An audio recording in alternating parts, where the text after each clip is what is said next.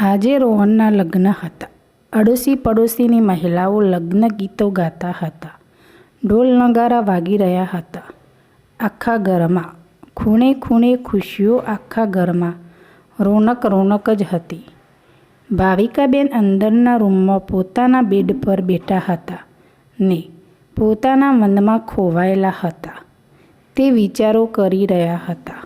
બસ હવે 5-6 મહિના પછી ભગવાનની કૃપા રહી તો આપણા ઘરમાં નાનકડો દીકરો કે દીકરી આવશે.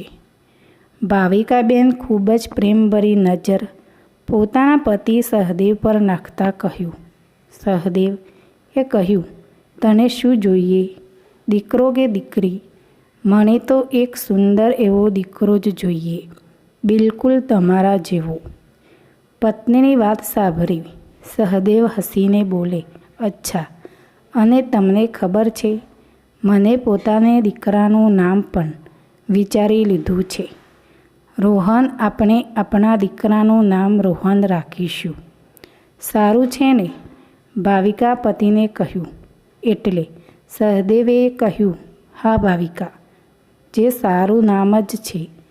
દીકરી થશે તો મીરા રાખીશું અને દીકરો તો સહદેવ. ચાલો, પણ સારું નામ છે.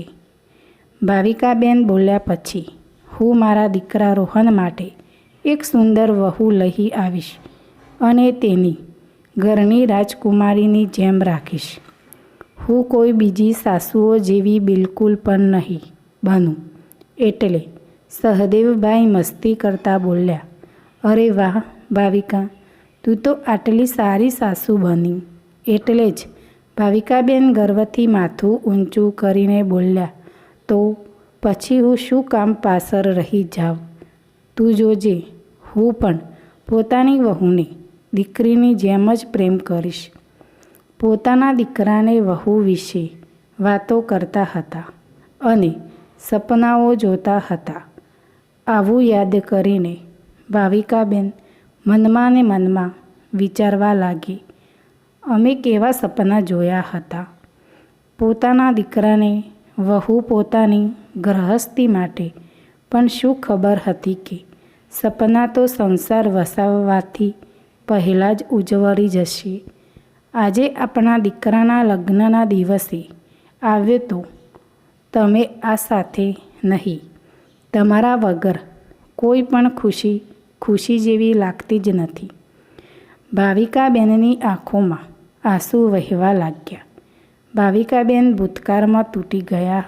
રોહન અવાજ દેતો અંદર આવ્યો, મમ્મી, હું તમને આખા ઘરમાં શોધી રહ્યો છું અને તમે અહીં બેઠા છો. પછી રોહન જેવા પોતાની મમ્મીની આંખોમાં આંસુ જોયા. તેમની પાસે બેસીને, મમ્મી, તમારી આંખોમાં આંસુ કેમ? મા દીકરો જાણે વાત કહ્યા વગર એકબીજાની લાગણીઓને સમજી ગયા અને એકબીજાને ઘરે વળગીને રડવા લાગ્યા. પછી મમ્મી પપ્પા આપણે સાથે ન હોવાથી સાચો પણ હંમેશા આપણા સાથે જ છે. અહીં મારી આસપાસ જ છે. ચાલો મમ્મી, હવે શાંત થઈ જાઓ. હંમેશા આપણી સાથે જ છે. બધા લોકો બહાર તમારી વાટ જોઈ રહ્યા છે. ચાલો મમ્મી. રોહન મમ્મીને બહાર લઈ ગયો. ભાવિકાબેન સાથે સહદેવની પહેલી મુલાકાત ત્યારે થઈ હતી જ્યારે પોતાની કોલેજ એક જ પૂરી થવાનું હતું. ત્યાં જ સહદેવ પણ હાજર હતા. તેમના નોકરી અને ભણવાની સાથે ઘર પરિવાર પણ ચલાવી રાખી શકતા હતા. કોલેજ કરીને લગ્ન કરી લીધા. તેમના સિવાય કોઈ ન હતું અને ભાવિકાબેનના માતા પિતા પણ આ સંબંધ માટે રાજી હતા. ભણવાનું પૂરું થયા પછી બંનેના લગ્ન પૂરા વિધાથી સંપન્ન થયા. સંસાર વસાવી લીધો હતો.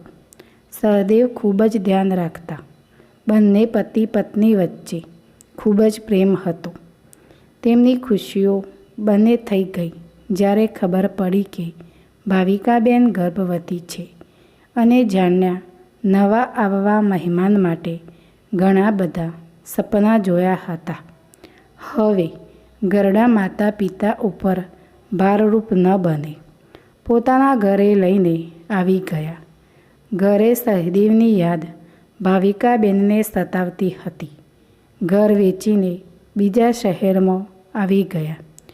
રોહન સારું જીવન જીવી શકે એટલા માટે તેને શહેરમાં ભણવા માટે સમય જોતા જોતા રહો અને રોહન 25 વર્ષનો થઈ ગયો.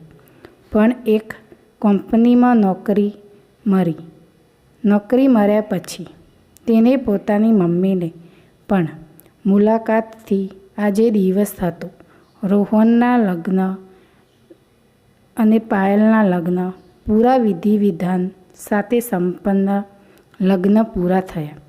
રોહન એક સુંદર અને સારા સ્વભાવવાળો છોકરો હતો અને પાયલના પણ ઘરમાં આવવાથી જાણે આખા ઘરમાં ખુશીનું વાતાવરણ થઈ ગયું હતું. સારી વહુ સાબિત થઈ હતી.